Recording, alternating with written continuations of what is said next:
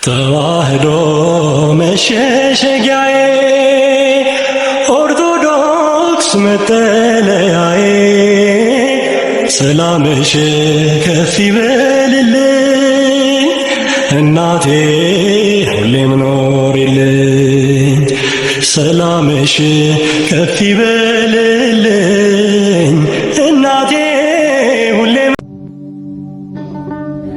ክርስቶስማ ይምጣ። ይሄ ሁሉ የሃይማኖት ተቋም እንደፎከረብን ሴቱና ወንዱ ሳይለይማ ማን ይፈርድልናል? እሱ ይምጣና የዚችን ቤተክርስቲያን ልልና ይመስክርላት እንጂ ምን ዳኛ አለን? ማን ይመሰክርልናል? ማንም እንዲህ አፉን እንደከፈተብን ወንዱ መሀይም ሁሉ እየተደራጀ እንደቀለደብንማ አንቀር። መድኃኔዓለምማ ይምጣ ይምጣ። እንዲህ ያለ አስረሽ ምጪው መምህራን አኩርፈው ከመድረኩ ጠፍተው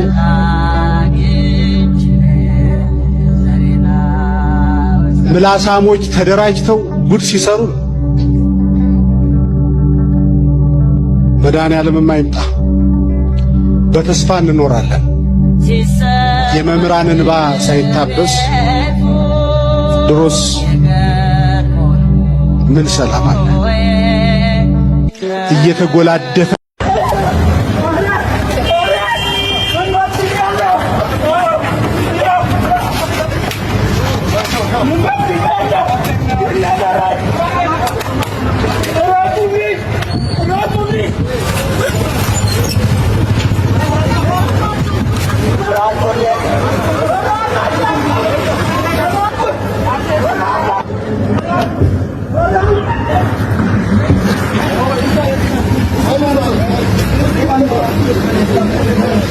በስመ አብ ወወልድ ወመንፈስ ቅዱስ አሐዱ አምላክ አሜን።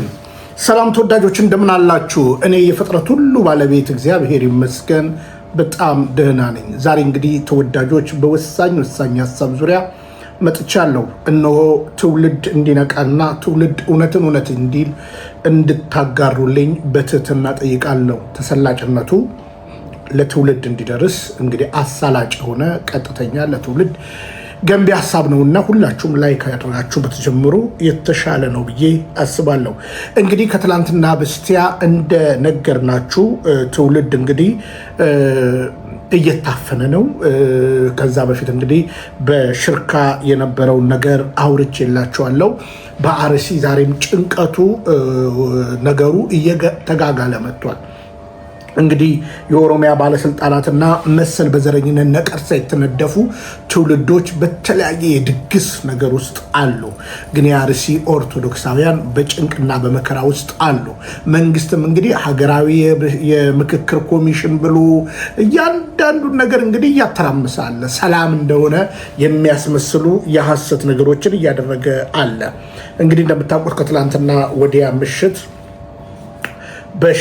በሽርካ ላይቭ ላይ እንደነገርናችሁ ከዚህ በፊት ሰላም ተፈጥሯል ተብሎ ወደ ቀያቸው ተመለሱ የተባሉ ህዝቦች እንግዲህ ንብረታቸው በጠቅላላ ከብቶቻቸው ተገዘው ተወስደዋል።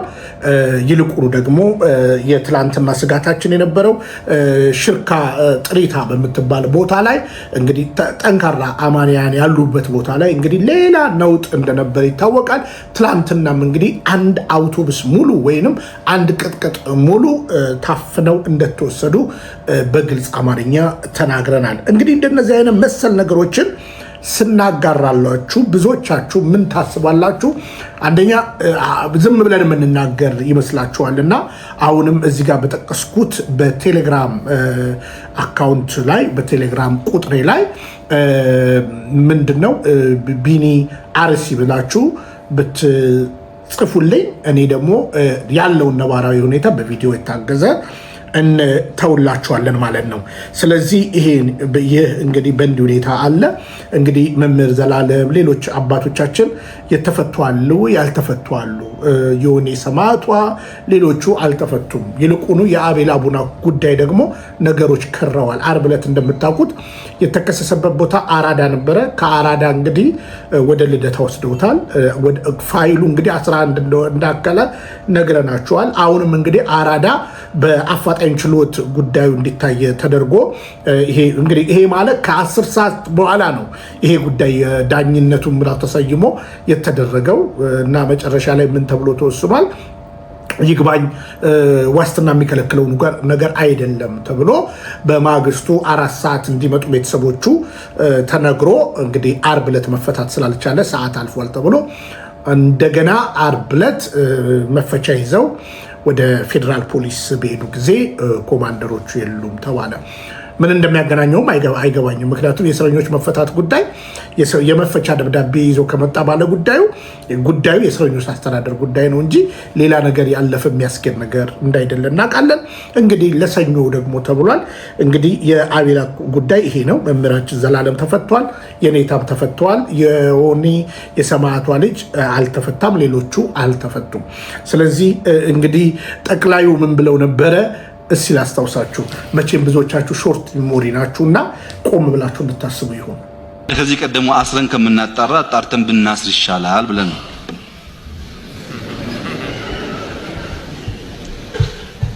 አንድ ንጹህ ሰው ከሚታሰር ለፍትህ ሲባል 100 ወንጀለኛ መፍታት ይሻላል ይባላል። ሌባ ያልሆነን ሰው ሌባ ብለህ ጥፋተኛ ያልሆነን ሰው ጥፋተኛ ብለህ ከማሰር ወንጀለኞች መፍታት ይሻላል። ለታረደ ሰው ሳንጨነቅ፣ ለተቃጠለው ሀብት ሳንጨነቅ፣ የኢትዮጵያ ሕልውና አደጋ ውስጥ መግባቱ ሳያስጨንቀን ከበደ ተሰማ ታሰረ የሚል ጉዳይ የሚያስጨንቀን ከሆነ ግን የፕራዮሪቲ ችግር አለብን ማለት ነው። በአንድ ምላስ ሁለት ንግግር። ጠቅላዩ እንግዲህ ሾርት ሜሞሪ ለሆነው ለኢትዮጵያ ሕዝብ ሳናጣራ እናስርም ከዛ በተረፈ ደግሞ እናስራለን የሚል በብዙ ንግግራቸው ይረሱታል ሁሉ። በነገራችን ላይ አንዳንድ ንግግራቸው ማለት ነው። ስለዚህ አሁን ለምሳሌ ኦርቶዶክሳውያን የሚታሰሩት ምን አጥፍተው ነው? ምን አጥፍተው ነው? እናንተ ኦበሸነና ላይ ናችሁ። ለባለውለታዎቻችሁ ስጦታ፣ ድግስ ባንኮችን እያስጨነቃችሁ እያደረጋችሁ ነው ያላችሁት። ግን ንጹሃን እውነት የሚናገሩ ያለምንም ነገር ወደ እስር ቤት ለምን ይወጣሉ? ስለዚህ እናስራለን ፉከራ አይደለም፣ ተግባራዊ ነው። እናስራለን፣ እናሰድዳለን፣ እንደፈለግን እናደርጋለን፣ ጊዜው የኛ ነው የሚለው ነገር ለጠቅላይ ሚኒስትር አብይ አህመድ ቀልድ ነው።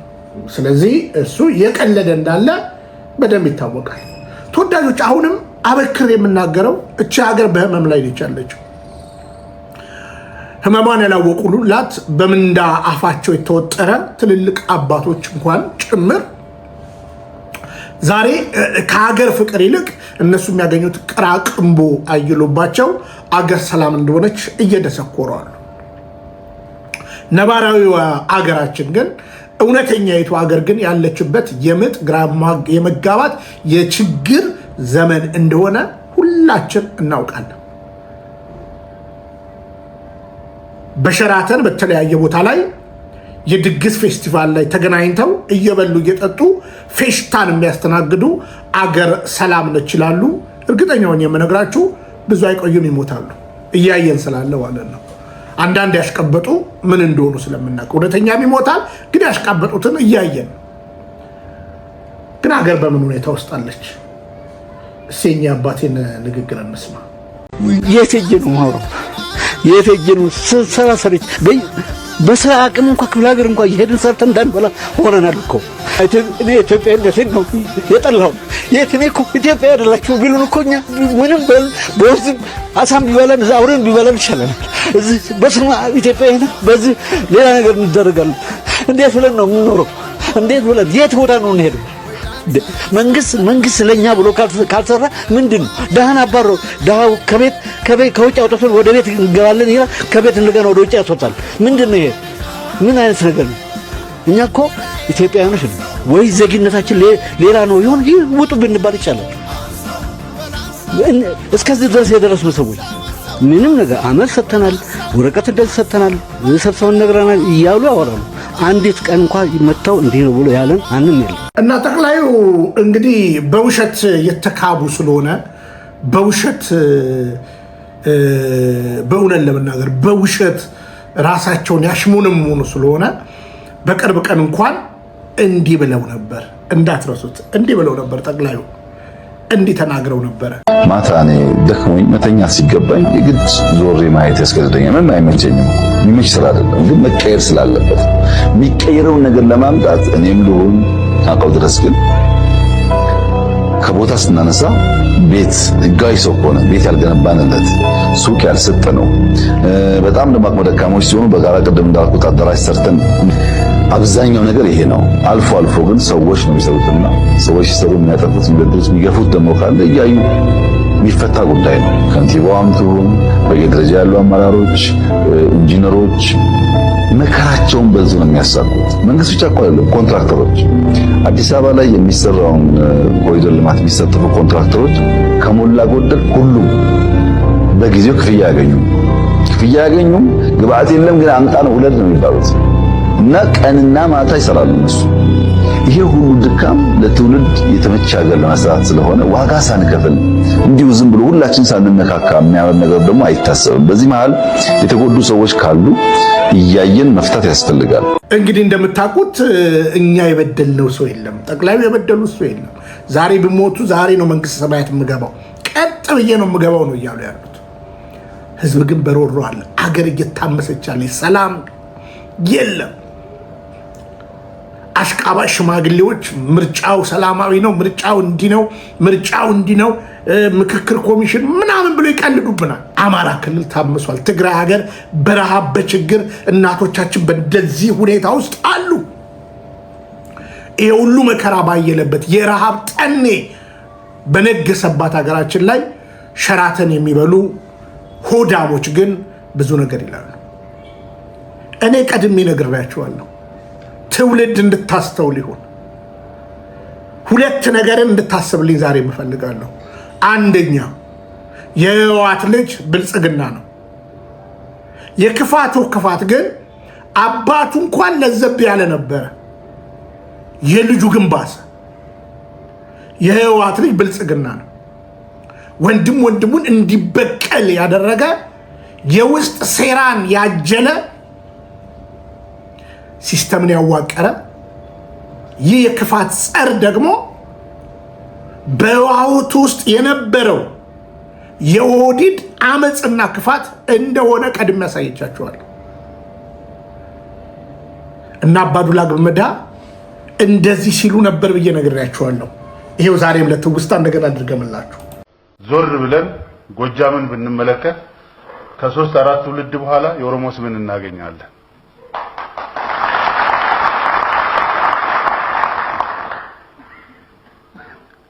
ወደ ጎንደር ብንሄድ እዛ የጎንደር ቤተ መንግስት ውስጥ የኦሮሞዎች ታሪክን እናገኛለን። በተቃራኒው ዛሬ ባሌ ብንሄድ የአንድ ትውልድ የሁለት ትውልድ ሳይሆን የ10 ትውልድ የአማራ ነዋሪዎችን ወይም ደግሞ እሱን ረስተው ከህዝቡ ጋር ተዋልደውና ተገናኝተው የኖሩ ህዝቦችን እናገኛለን። ይሄ የሾርኒ ንግግር፣ ይሄ ይፈታ ቢባል ከባድ ንግግር ነው። ጎጃም ብንሄድ መሰረቷ ጎጃም ኦሮሞ ነው። ጎንደር ብንሄድ ወደ ቤተ መንግስቱ ብንሄድ የምናገኘው ታሪክ የኦሮሞ ነው፣ ማንነት የኦሮሞ ነው አለና ወደሱ ወደ ኦሮሚያ ክልል ግን ሲመጣ አንድ ትውልድ ሳይሆን እስከ 10 ትውልድ ድረስ የመጡ ሰፋሪዎች አሉ። ስለዚህ ሰፋሪን የማጽዳት በዚህ አጋጣሚ እንግዲህ ልንገራችሁ፣ ደርግ እንኳን በደህና ጊዜ በችግር ምክንያት ሰፈራ የሚባል ፕሮጀክት ቀርጾ በእርሻ በተለያየ ነገር ታታሪውን ገበሬ የበለጠ ምርታማ እንዲሆን በጋምቤላ በቤንሻንጉል በተለያየ የኦሮሚያ ቦታ ያሰፈራቸውን ኢትዮጵያውያን አፈናቅለው እና አባዱላ እምሽክ አድርገው በወለጋ ጭምር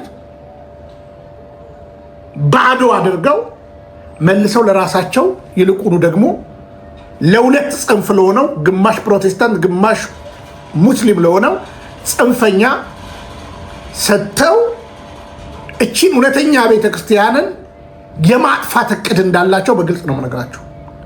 አሁንም ልንገራችሁ፣ የብልጽግና አባት ህወሓት ነው ስንል ከአባቱ በላይ ልጁ የከፋና የከረፋ ነገር አደረገ። ልምጣውንም ጠንከር ላድርግላችሁ። የሙሉ ወንጌል ልጅ ጃፒ ነው። የኦህዴድ ልጅ ወይም የብልጽግና ልጅ አብይ ነው። ዛሬ እነ አብይ እነ አዳነች ሽመልስም ከመካነ ኢየሱስ ወጥቶ አብዛኞቹ ሙሉ ወንጌል ነው ያሉት። እነ አባዱላ ደግሞ ጃፒ ቸርች ነው ያሉት። ሰው መንፈስ ነው። ተባርከናል። የአየር ጉሰማ ከድሃ ነጥቆ ራስ ማበልጠግ የሚከናወንበት ቦታ የጃፒ ቸርች። አለቅላቂዎቹን ነጋሽ በቀለ ይባላሉ እንጂ የምታዩቸው። ለዚህ ነው የብልጽግና ፓርቲና የብልጽግና ወንጌል ለሀገር አውዳሚ ነው ብዬ የምናገረው። የብልግና ወንጌልና የብልግና ፓርቲ ብዬ የምናገረው በመረጃ ነው የምናገረው። ጃፒ ቸርች ላይ ሰው ደም እየተፋ ታሞ ፕሬስ ጋድ ተፈውሻለሁ ይላል። ከታክሲ ላይ ለመውረድ አውርደኝ ሳይሆን ከፍ አድርገኝ ነው የሚባለው። አስተውሉ። ከልጁ ይልቅ ከአባቱ ይልቅ ልጁ ከፋ የሚባለው እውነት እና ጥልቅ ነገር ላወራ እችላለሁ፣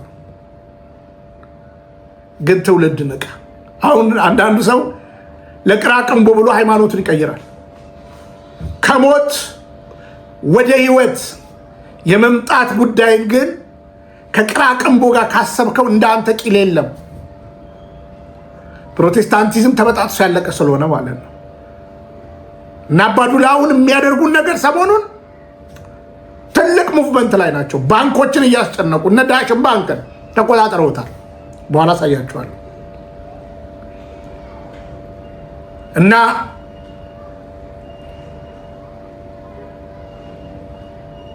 በግልጽ ብልጽግና አባቱን ህወሓትን ሲክድ እንዲህ ነበረ። ለትውስት አላሳያችሁ። ሳሙራና አብይ እንዴት ነበሩ? በነገራችን ላይ ሁሌ ጥያቄ የሚሆንብኝ ሳሙራ ለምንድን ነው በእጄ ስጠኝ እንዳታጠልቅልኝ የሚለውን በደንብ ይሁ ጀነራል ሳሙራን የወሰን እንደሆነ ቅድም የገለጽኳቸውን ሀሳቦች በሙሉ ከኛ ጋር ሆኖ ሲሰራ ቆይቷል። በውስጣችን እያመሰገንና ሪኮግናይዝ ያደረግን ቆይተናል። ግን ኦፊሻሊ ብዙ አንናገረው። ስለዚህ ኦፊሻሊ ለታሪክ መቀመጥ ስላለበት እሱ እያረጀ ስለሆነ ኢንሳ መፈጠር የቻለው ለዛሬ በቃው እንደ ሳሙራ ቁርጠኛ ደጋፊ ስለነበረው ነው። ሳሙራ ስንፈጠር የሚሰማን አልነበረም። ለመስማት ዝግጁ ነበር። ለመስማት ብቻ አይደለም ሀሳባችን ለማጠንከር ዝግጁ ነበር። ሀሳባችን ከጠነከረ በኋላ ኤኒ ነገር እኛ የምንጠይቀውም የማንጠይቀውም ያግዘን ነበር። ለዚህ ነው እንግዲህ ዛሬ አፕሊኬሽን ሰርተን ተረከቡ ማለት የደረስነው እንደዚህ አይነት ድጋፍ ስለነበረ ነው። ይሄ ሰው እኛም አንቆይም፣ ግን ኢንሳ እንደ ታሪክ እንዴት እንደተፈጠረ ሌሎች እነ ቱርክ እነ ቻይና ሰዎቻቸው እንደሚያሱት ሁሉ የማይተካ ሚና የነበረው ሰው መሆኑን ኦፊሻሊ መናገር እንፈልጋለን። በሰነዶቻችን እንዲቀመጡ እንፈልጋለን። ቋሚ ሆኖ የሚዘልቅ ነገር የለም። ኢንሳ ከጥቂት ዓመታት በኋላ ታሪካዊ ተቋም ይሆናል። በዛ ጊዜ እንዴት ማን ፈጠረው የሚል ጉዳይ ብዥታ መኖር የለበትም። ታሪኩ እንዳለ ሳይዛባ መቀጠል አለበት እና ኦፊሻሊ ጀነራል ሳሞራን በጣም ማመስገን እንፈልጋለን። ምስጋናችን ለመግለጽም ትንሽ ማስታወሻ አዘጋጅተናል። ምስጋናው ለእሱ እንዲስቅ ሳይሆን ታሪኩ እንዲቆይ ነው። ምክንያቱም በአዲሱ መከላከያ ስትራቴጂ ሽማግሌዎች ይወጡ ነው።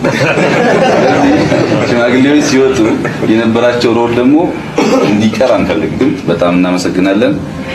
ቀጣይ ፕሮግራም ማስታወሻ ይመስለኛል ተሰራን በኋላ እናመጣለን።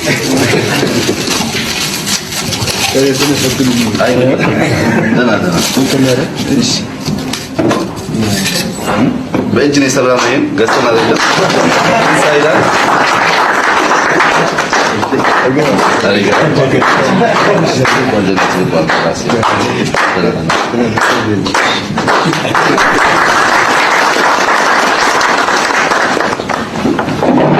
እንግዲህ ኮሎኔሉ ጀነራሉን ሲያታልለው አብይ አህመድ አሁን አንዳንዶች እታች ሆኖ ምናምን ትላላችሁ። ኮሎኔል እኮ ነው። ኮሎኔሉ ጀነራሉን ሲያታልለው ግን በዚህ በቴክኖሎጂ አገርን ለማምጠቅ በተደረገው ነገር እነ ሳሙራ ብቻ ሳይሆን እንዳዘነጉ እነ ተፈራ ዋልዋ የሰሯቸው አያሌ ነገሮች ነበሩ። አሁን የአብይ አመፅና የአብይ ጥፋት እንደ ማቹሪቲ ወይም እንደ ብሩህ አእምሮ እንዳለው ሰው የምታስቡ ከሆነ እንዳትሸወዱ። አጥፊ ሁሌ አጥፊ ነው። ሳሙራ ይመስለኛል ስሞ በመሸጥ እንደታወቀው እንደ ይሁዳ የሚለውን ታሪክ ስለሚያውቅ አምጣ በእጄ ነው ያለው። አምጣ በእጄ ስጠኝ፣ አንገቴ ላይ አታጠልቅ። ሰውየው አንገት ላይ በማጥለቅ ጣት ላይ በማጥለቅ መሰል ካራክተሮች የማታለል ነገር እንደሚያደርግ እነ ሳሙራ ያውቃሉ። ግን የህወሓት ልጅ ብልጽግና፣ የኦዲድ ልጅ ብልጽግና መንገዱ አስኪዶናል፣ ጠቅሞናል። ትውልድ ይመርምር። አሁን እርስ በርሳቸው እየተሸላለሙ ነው። እንደምታውቁት አባዱላ ወደ ንግስና በመጣ አብይ ወደ ንግስና በመጣ ጊዜ ለአባዱላ መኪና፣ ለአባዱላ ሽልማት፣ ለአባዱላ ባይደዌ ህወሓትም በነበረበት ጊዜ በጠቅላይ ሚኒስትር መለስ ዜናዊ ዘመን መልካም ነገር ተደርጓል። ከኦሮሚያ ፕሬዚዳንትነት ወደ ፓርላመንት ሲመጣ የተለያዩ ስጦታዎች ቀርቦለታል። ማጭበርበሩም እንደታወቀ ያጭበረበረውም ንብረት በዛው እንዲታለፍ የተደረገበት ነገርን እንግዲህ ፓርላማ ተሰሙ የነበራችሁ ሰዎች ይሄንን ልታስተውሉ ትችላላችሁ ብዬ አስባለሁ። ግን አንዱን ልንገራችሁ። ዛሬ ታዲያ የደስታችን ቀን ነው የሚሉ አይመስሏችሁም? እና አባዱላ ገመዳ አሁን ሰሞኑን ለአባዱላ ገመዳ ይኸው በግልጽ እንደምታዩት መቼም ፋውንዴሽን ተመስርቷል፣ ኃይለማርያምን መስርቷል፣ አባዱላ መስርቷል። ግን ተጨባጭነቱ ምን ያህል ነው፣ አጠቃላይ ነገሩ እንዴት ያስኬዳል የሚለውን ነገር ቆም ብላችሁ አስቡ። ዳሽን ባንክ ሰሞኑን በሐሰት ከወይዘሮ አዳነች አቤቤ ጋር ተመሳጥሮ እንዳትረሱ፣ አዳነች አቤቤና አባዱላ ገመዳ የልማት ባንክ ላይ ፖዚሽን ነበራቸው። የታሪክ የተሳሰሩበት የተጋመዱበት ቆሻሻ ጠባይን አያሌ ነገር ልናነሳ እንችላለን። ግን አሁን የዳሽን ባንክ ሰሞኑን ለአባዱላ ዲቦራ ፋውንዴሽን 30 ሚሊዮን ብር ስጦታ ሰጥቷል። እኛ ፋውንዴሽኑ እንደ ፋውንዴሽን አክት ካደረገ ችግር የለብንም። ግን ለአባዱላ ሰሞኑን የአርሲ ደም ዋጋ ይመስለኛል የአማራ ክልል ወይም ጭፍጨፋውን ተመልክቶ ውለታ ብለው የሚናገሩ ይመስለኛል። አዳነች አቤቤ ሰሞኑንም እያበላን እያጠጣን ነው ከዳሽን ባንክ ጋር። እንግዲህ ባለ ትልቁ አክሲዮን የሉም ተብሎ የሚደረግ አያሌ ነገር አለ። ይቻላል ወይስ? እንዳልኳቸው የዳሽን ባንክ ኃላፊ ጋር ደውዬ በእውነት የህዝብን ቁርጥ ክትፎ ምንቸት አብሽ በየአይነት ልታበሉ ነው ወይ? ወይዘሮ አዳነች ባሳየችው በምታዩት ባሳየችው ነገር ልታበሉ ልታጠጡ ነው ብዬ ጠይቄ፣ ኧረ ለአንድ ቀን ነው ስፖንሰር የተጠየቅ ነው እንጂ ለዘላቂት አይደለም፣ በቃ እያስገደዱን ነው የምንሰራው። ተገዶ እንደሚሰራ ዳሽን ባንክ በግልጽ ሰምቻለሁ፣ በግልጽ አናግሬያለሁ። እና አባዱላ ግን ይኸው ዳሽን ባንክ ደግሞ 30 ሚሊዮን ብር ስጦታ ሰጠን ይላሉ። ባለፉት 30 ዓመታት ከባንኩ ጋር አብረው ለዘለቁ 30 ታማኝ ደንበኞች እውቅና በተሰጠበት መድረክ ዳሽን ባንክ ማህበራዊ ኃላፊነቱን ለመወጣት ለዲቦራ ፋውንዴሽን የ30 ሚሊዮን ብር ድጋፍ አበርክቷል። የዲቦራ መወለድ ምክንያት ነበረው። 4ኛ ልጄ ነች። ያኔ ስንጨነቅ አንዳንዶች ለምክንያት ይሆናልና አትጨነቁ አሉ። እንግዲህ 30 ሚሊዮን ብር ስጦታ ለአባዱላ ብቻ አይደለም። ሰሞኑን ለአባዱላ የአርሲ ደም ዋጋ እየበዛለት ነው። የሰራው የአመፅ ተግባር እየተከፈለው ነው። ለአመፀኛ መኮነን ሲገባው እኛ ቤት እንኳን ራሱን ፍኖተ ጽድቅ ብሎ የሚያጭበረብረው አቶ ጸጋዬ ለአባዱላ ደግሞ በአደባባይ እንደዚህ ሲያደርግ ደግሞ እናያለን። ቦረን በሸነና ዲቃም በሸነና ጉዳም በሸነና ሆላም በሸነና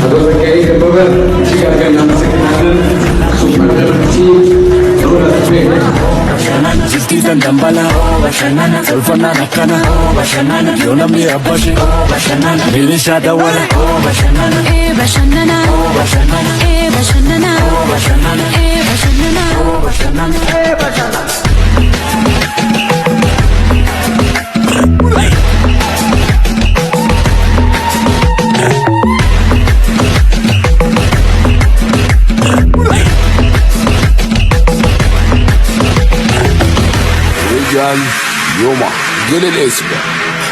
አገር በምጥ ውስጥ ሆና ሀገር በመከራ ውስጥ በለቅሶ ውስጥ ሆና እነሱ በሸነና ላይ ናቸው።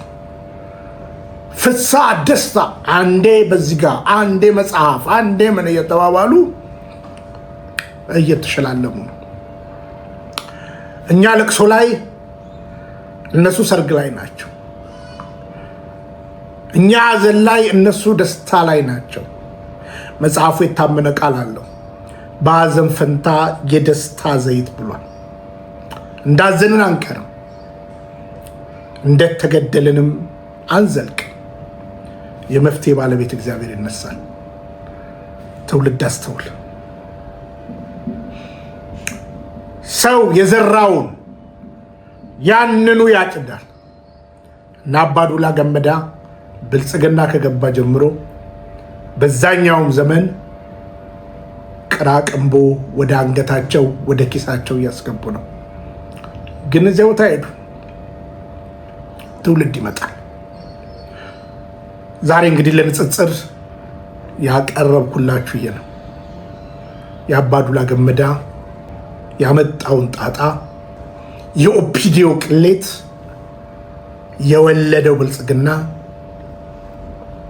ትውልድ ግራ ተጋብቶ ሐዘን ማቅ ለብሶ ረሃብ፣ እርዛት፣ ችግር፣ ቸነፈሩ ተፈራርቆበት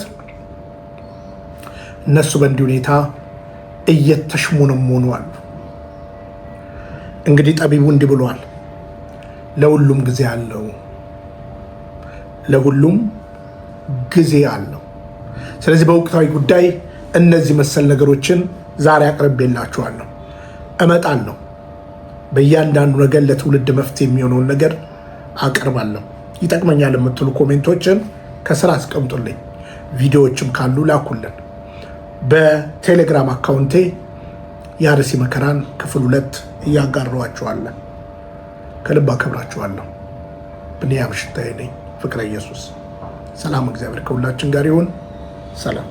ተዋህዶ መሸሸጊያዬ፣ ኦርቶዶክስ መጠለያዬ፣ ሰላምሽ ከፍ ይበልልኝ እናቴ ሁሌም ኖሪልኝ። ሰላምሽ ከፍ ይበልልኝ